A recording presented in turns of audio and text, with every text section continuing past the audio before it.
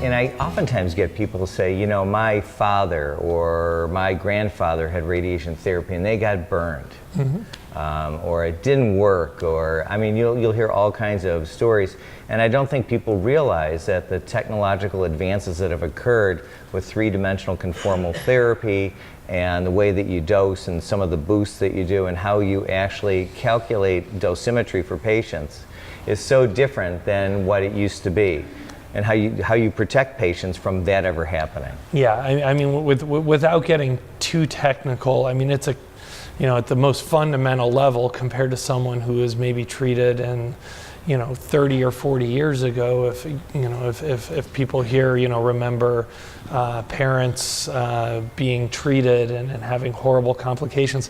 Not that radiation is perfect. There are certainly risks, as there are with any therapy, but the type of radiation beam, the ability that we have to, we refer to it as intensity modulating the beams, where you use computer algorithms. You basically say, here's my prostate, here are the seminal vesicles, here's the rectum, here's the bladder, here are the hips. Basically, you're defining everything you want to treat, everything you don't want to treat, and you essentially assign in the computer a priority weighting to all those various treatment goals and constraints.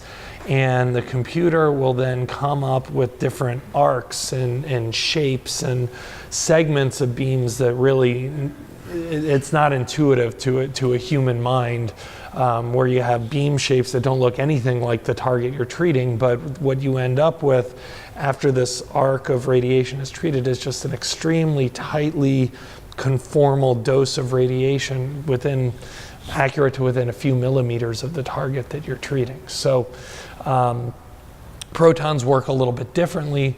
Protons have the premise of no exit dose. An X-ray beam goes in one side and comes out the other, so you have to account what structures that beam is going through on the front end and the back end, so to speak.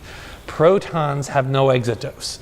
Depending on the energy of the beam, they will travel a finite distance and deposit the vast majority of their energy in a very short track length, less than a millimeter. So you don't have to account for what that beam is doing on the other side of your target, and it affords you that additional degree of conformality.